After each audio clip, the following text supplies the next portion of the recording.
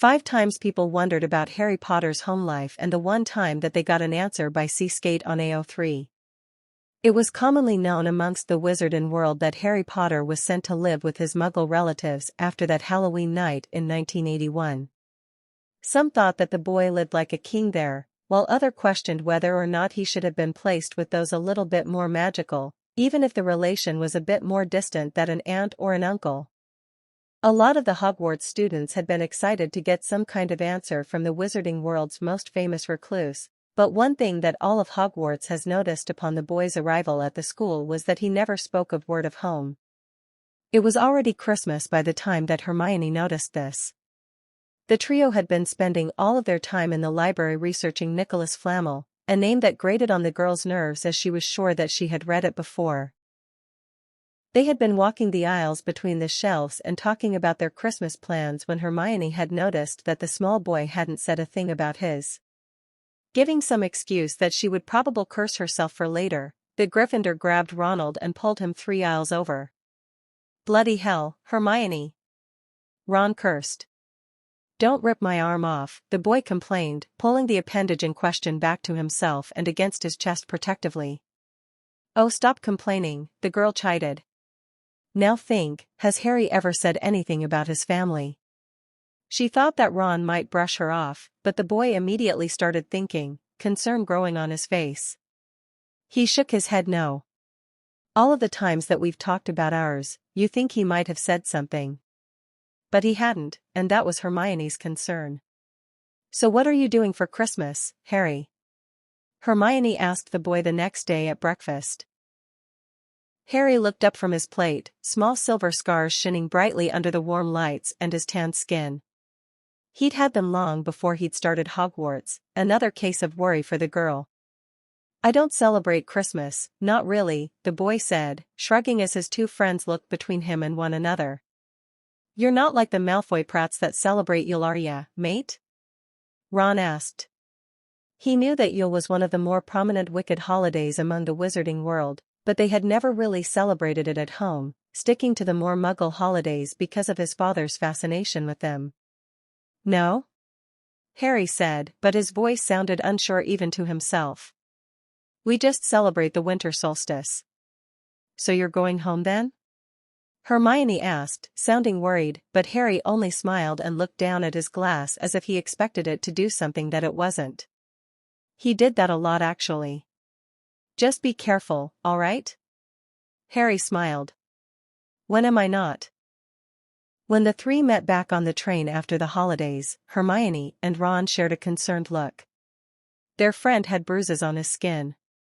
It wasn't their fault that they didn't know that the hunters had visited camp the day before last, and that their attitude of hating men didn't extend to 11-year-olds. He'd been sparring hand to hand with some of the hunters, already as proficient as he could hope to be at 11 with a sword thanks to 2 years of Luke training him.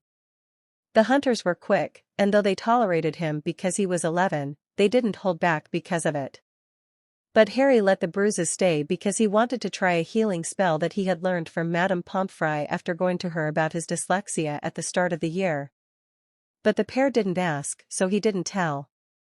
4th year. The 3 schools watched with a collective held breath as the youngest competitor of the triwizard tournament walked out into the arena, but Hermione and Ron were the worst off. Ron sat with Dean, far away from where Hermione was sitting with Ginny. The boy was glaring down at the black-haired teen, anger and jealousy coiling inside of him, but even he had to admit that it was crazy for someone to put their name into the cup, especially after he'd seen the last 3 contestants. Ron didn't know what plan Harry and Hermione had come up with, but he hoped for his best friend's sake that it was a good one. Hermione, on the other hand, was just as stressed as Ron was, though neither knew that of the other. Harry had flat out refused to talk with her about what he would do for the task, saying that he already had a plan in mind. She just hoped that he truly did, because seeing him down there. Even though she knew that Dumbledore wouldn't let any of them die, Hermione was already mentally writing an eulogy. She hated herself for it, but it was true. They all watched as the slight boy moved forwards, jumping from rock to rock with an ease that no one really knew that the boy had held until then. The teen hadn't even drawn his wand or cast a spell yet, but still he was closer to the dragon than any of the other 3 contestants had been at this point. More than one of the students screamed in fear as fire was shot at the boy by the dragon, but they all watched in amazement as Harry only fluidly avoided it. And then there was a sword in his hand. Looking back on it, no one knew where the sword came from, or where it went just after the task. It was as if it had just materialized before them all in the black-haired boy's hand. But they were all too caught up in the show of watching as Harry charged at the beast, sword in hand, and smacked it neatly across the nose with the flat side of the blade, grabbing the golden egg as he did. With just as much skill as he had shown before, Harry ran from the arena, getting the best time and least injuries out of everyone that had completed the task. That night in the Gryffindor common room, when asked where he had learned to move like that, Harry's only reply was that he did a lot of physical training during the summer. No one could pry it from him just what the training was, except that there was some extreme form of rock climbing involved. It was Christmas break again in 4th year when new questions arose. Or more like the day that those had left for the break boarded the train to come back. Everyone, Muggle and Wizard alike, stared at the boy as he walked to the platform. How could they not when he had a streak of white in his hair? Hermione's eyebrows shot up when she saw the other Gryffindor enter the compartment. "What did you do to your hair, mate?" Ron asked, his eyes glued to the streak as well. "You like it?" Harry asked, almost self-consciously, though the other 2 could tell that he was trying to sound cocky. Hermione could see a faint blush arising on the boy's cheeks and wondered just what he had done to get it like that. Muggle dyes were never that good, and he wouldn't have had access to magic over the past 2 weeks. "It's something," Hermione admitted, not wanting to hurt her friend's feelings. Honestly, she just thought it strange. But Harry only shrugged, touching the streak lightly as if it was something special, proudly as if he had gone through some great feat to earn it.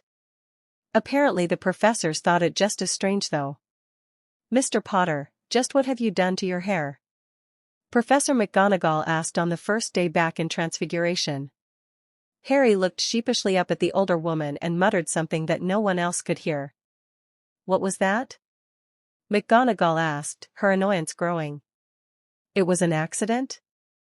Harry said, though it sounded more like a question. The professor sighed and raised her wand, casting a silent spell over the boy. Harry frowned at the lock of hair turned black once more, but grinned as it changed back to white. The professor's sigh became exasperated as she tried once more, but the lock didn't even darken this time. The professor stormed off to her desk, slinking down into it like a cat. "Bloody hell, Potter. What did you do?" Malfoy asked as the spell failed. For once his voice didn't hold a sneer but sheer curiosity. "Shove off, Malfoy," Ron snarled before turning to Harry and lowering his voice. "But seriously, what did you do?" Harry looked between his classmates, seeing as they were all still staring at him. "Would you believe me if I said that I held up the sky?" he asked, looking hopeful though no one else seemed to take the idea well. "Right." For 2 weeks the students forgot the tournament that was being held and wondered about just what could have happened to create such an effect that even one of the most talented witches in the school couldn't undo it. No one knew that Harry had already told them all the truth. Once more the schools found themselves watching nervously as their contestants prepared to enter a trial that no one should ever truly want to. The Black Lake, no matter how pretty it may seem, was not somewhere that many students willing entered past the shallows into, knowing what kind of creatures lurked within it.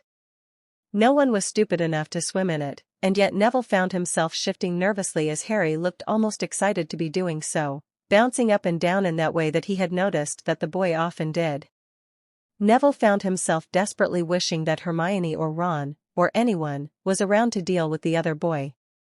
The taller boy walked up to Harry, his hand patting his pocket as he checked that the plant was still there.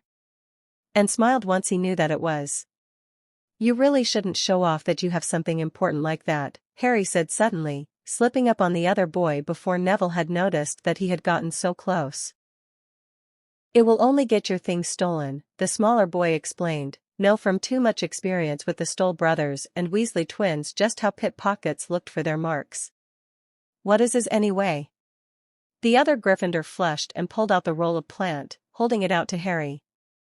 "This is gillyweed," Neville said covertly, lowering his voice so that others wouldn't hear as they headed to the boats. "It will allow you to breathe underwater for an hour." Neville watched as green eyes flickered between the plant and the boy holding it before Harry simply shrugged, making no effort to take the offered solution. "No need," the boy said, offering no form of explanation to his bold statement.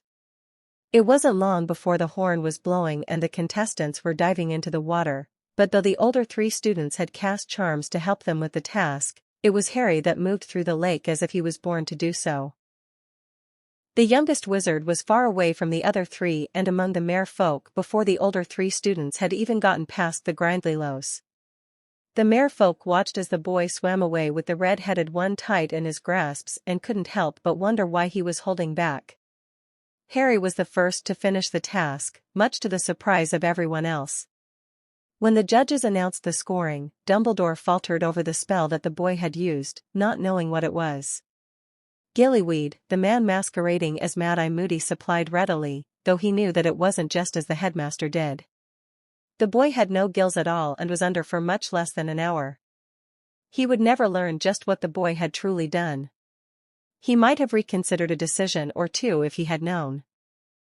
5th year.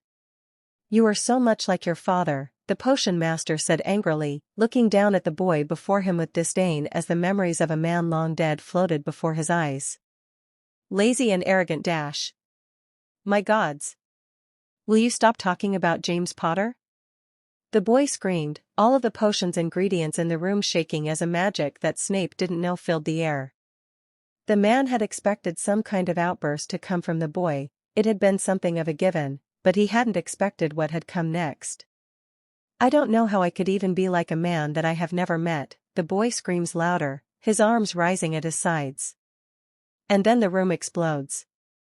Every potion and liquid in the room moves at once as the glass that was holding it mere moments before shattered from the force.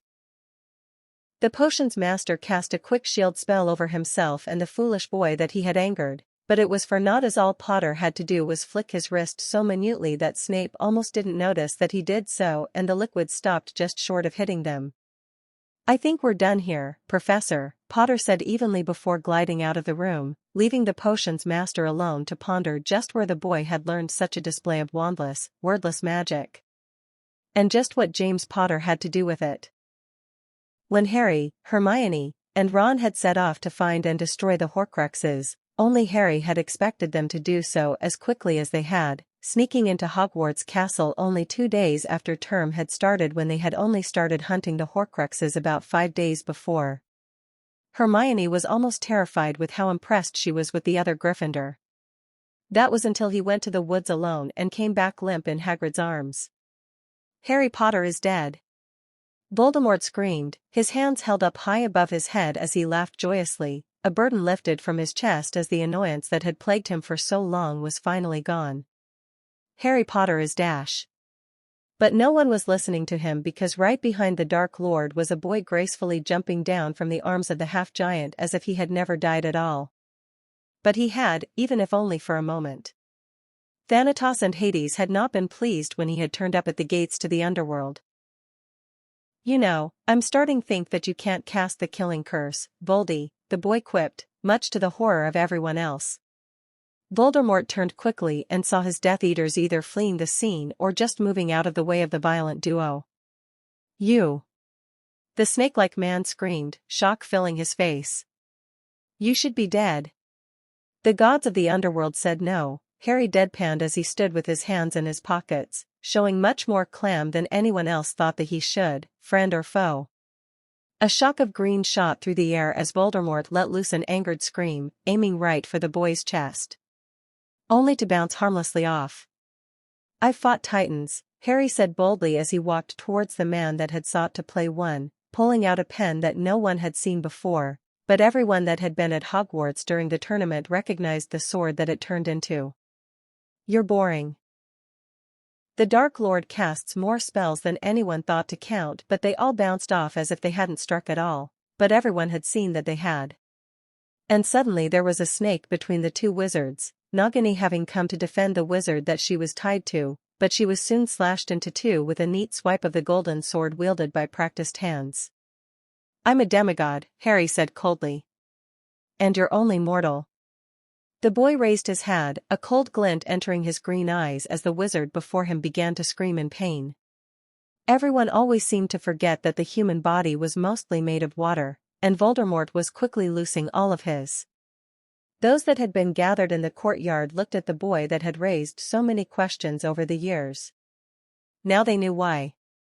There was a demigod in the midst of wizards.